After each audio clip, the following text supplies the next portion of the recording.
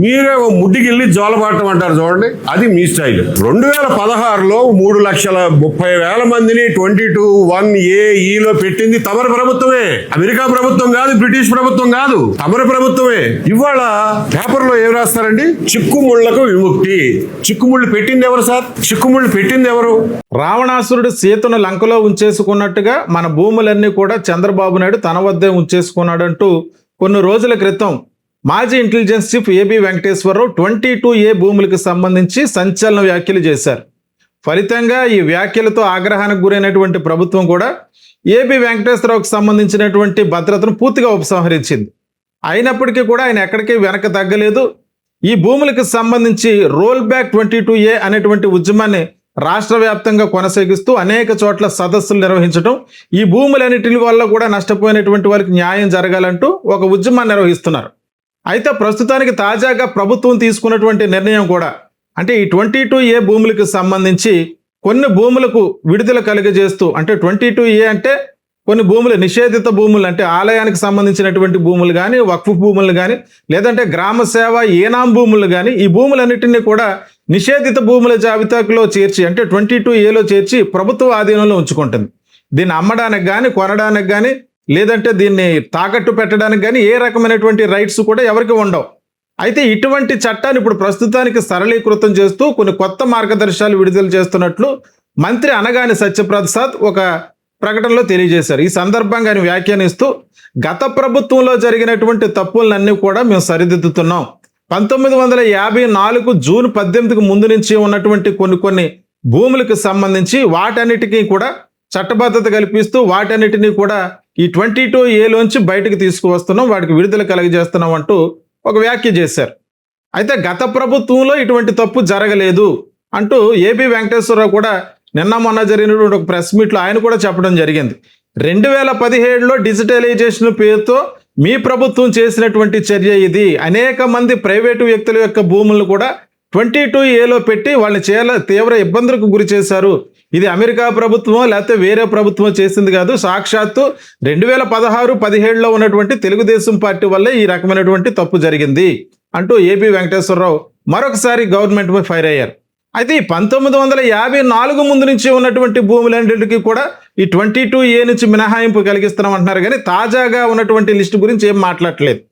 ఇదే అంశానికి సంబంధించి ఒక మాజీ సైనికుడు వేసినటువంటి ఒక కోర్టు కేసు తీర్పు కూడా ఇప్పుడు వైరల్గా మారింది. 2026 జూన్ 18వ తారీఖునో జూలై 18వ తారీఖునో దానికి సంబంధించినటువంటి తీర్పు కూడా వచ్చింది. ఒక మాజీ సైనికుడికి సంబంధించిన భూమిని ఆయనకి ఎటువంటి నోటీసులు ఇవ్వకుండా ఈ 22Aలో చేర్చేశారు. అప్పటి నుంచి కూడా ఆయన కోర్టులో పోరాటం చేస్తుంటే మొన్న ఆయన కోర్టు ఆయన భూమి ఆయనకు అప్పగించాలని చెప్పి అధికారులకు ఆదేశాలు ఇచ్చింది. గతంలో ప్రభుత్వం ఆయన భూమి తిరిగి ఇచ్చేయాలని చెప్పినా సరే ఆ ప్రభుత్వం ఆ యొక్క ఆదేశాలను అమలు చేయలేదు. అయితే ఏదైతే ఈ 22A భూములకు సంబంధించినటువంటి భూములను విడుదల చేయాలంటే, అంటే ప్రైవేటు వ్యక్తుల యొక్క భూములు కూడా ఎవరికి కూడా నోటీసులు ఇవ్వకుండా, ఇప్పుడు ఒక వ్యక్తి తన కష్టపడి సంపాదించినటువంటి డబ్బుతో ఎక్కడో చోట ఒక భూమి కొనుక్కున్నాడు.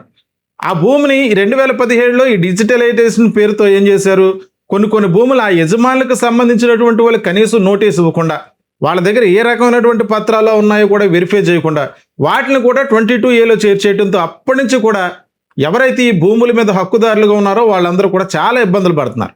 అంటే వాళ్ళకి ఏదైనా ఆర్థికంగా అవసరమైనప్పుడు ఆ భూములు తాకట్టు పెట్టుకోవడానికి కానీ, వాళ్ళ కుటుంబ అవసరాల కోసం ఉపయోగించుకోవడానికి కానీ, వాటిని అమ్మడానికి కానీ, సాగు చేసుకోవడానికి కానీ ఏ రకమైనటువంటి పరిస్థితులు లేవు. ఇదంతా కూడా 2016-17లో జరిగినటువంటి డిజిటలైజేషన్ ద్వారా జరిగినటువంటి తప్పు. ప్రధానంగా ఏబి వెంకటేశ్వరరావు గారు దీన్నే ప్రశ్నిస్తున్నారు. అయితే ఇప్పుడు ప్రభుత్వం విడుదల చేసిన మార్గదర్శకాలు ఎలాగున్నాయి? 2016లో జరిగినటువంటి దానికి మార్గదర్శకాలు ఏం తెలియజేయట్లేదు. 1954 జూన్ 18కు ముందు నుంచి ఉన్నటువంటి భూములకి ఈ 22A నుంచి మినహాయింపు కలుగజేస్తున్నట్టుగా తెలియజేస్తున్నారు. అంటే మొన్న నెల్లూరులో దీనికి క్షమించాలి, గుంటూరులో ఒట్టి చెరువు కూర అనేటువంటి ఆ గ్రామానికి సంబంధించి 25 ఎకరాల భూమి 1906 నుంచి కూడా అదొక మామూలుగా ఉన్నటువంటి భూమిని చెరువు భూమిగా 22Aలో చేర్చేశారు. 1906 నుంచి ఉన్నటువంటి భూమిని చెరువు భూమి అని చెప్పి ఆ భూమికి ఇప్పుడు విడుదల కలుగజేస్తున్నాం. దానివల్ల అక్కడ ఉన్నటువంటి కుటుంబాలు సుమారు 515 మంది కుటుంబాల వరకు కూడా దానివల్ల లబ్ధి పొందారు అన్నట్టుగా ప్రభుత్వం చెప్తుంది.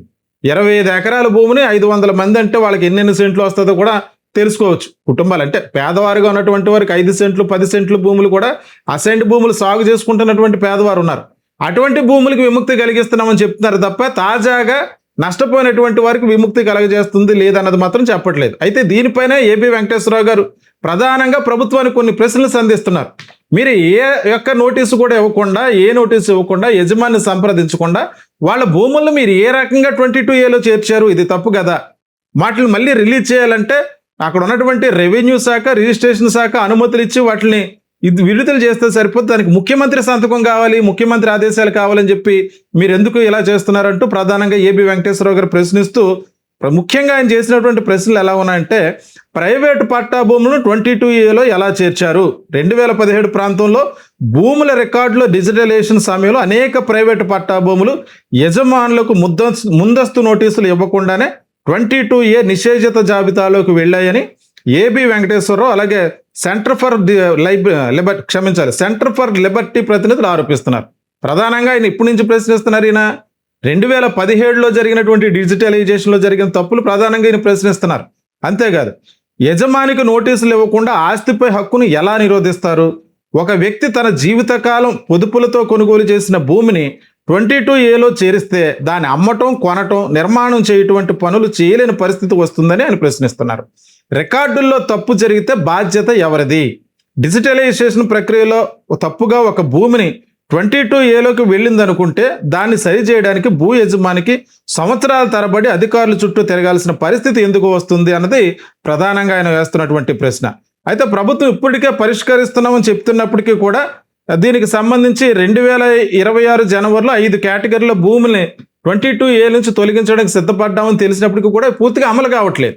ఇప్పుడు ఏమంటున్నారు? 1954 ముందు నుంచి ఉన్న భూములకి, ఏనాం భూములకి, వక్ఫ్ భూములకి, అలాగే ఆలయ దేవాదాయ శాఖకు సంబంధించినటువంటి భూములకి, గ్రామ సేవ ఏనాం భూములకి, వాటన్నిటికీ కూడా కొత్త మార్గదర్శకాలు రిలీజ్ చేసి వాటిలన్నిటికీ కూడా 22A నుంచి సడలింపిస్తున్నాం అన్నట్టుగా చెప్తున్నారు. అయితే తాజాగా ఎప్పటి నుంచో ఈ 2016-17లో డిజిటలైజేషన్ అయినప్పటి నుంచి కూడా చాలా మంది ప్రైవేట్ వ్యక్తుల యొక్క భూములు ఆ 22A సెక్షన్లో చేరబడ్డాయి. దాని ద్వారా చాలా మంది సామాన్యులుగా ఉన్నటువంటి వాళ్ళు, ప్రైవేట్ భూమి యజమానులు కూడా నష్టపోయారు. వీటన్నిటికి పట్ల కూడా మీరు ఎందుకు చర్య తీసుకుంటలేదు? వీటన్నిటికీ కూడా విడుదల కలిగజేయాలంటూ రోల్ బ్యాక్ 22A అనేటువంటి పేరుతో ఏబి వెంకటేశ్వరరావు రాష్ట్ర వ్యాప్తంగా అనేక రకాలైనటువంటి సదస్సులు నిర్వహిస్తున్నారు. ప్రస్తుతం తాజాగా అనగానే సత్యప్రసాద్ చేసినటువంటి వ్యాఖ్యలు, అంటే గత ప్రభుత్వంలో జరిగినటువంటి తప్పులకి మేము సరి చేస్తున్నాం అన్నటువంటి తప్పులకు గాను మీరు 2016-2017లో చేసిన తప్పే, ఇది వేరే ప్రభుత్వం చేసిన తప్పు కాదంటూ ఏబి వెంకటేశ్వరరావు గారు దానికి కౌంటర్ ఇచ్చారు. గత ప్రభుత్వంలో జరిగినటువంటి తప్పులకి మేము సరి చేస్తున్నాం అన్నటువంటి తప్పులకు గాను మీరు 2016-2017లో చేసిన తప్పే, ఇది వేరే ప్రభుత్వం చేసిన తప్పు కాదంటూ ఏబి వెంకటేశ్వరరావు గారు దానికి కౌంటర్ ఇచ్చారు.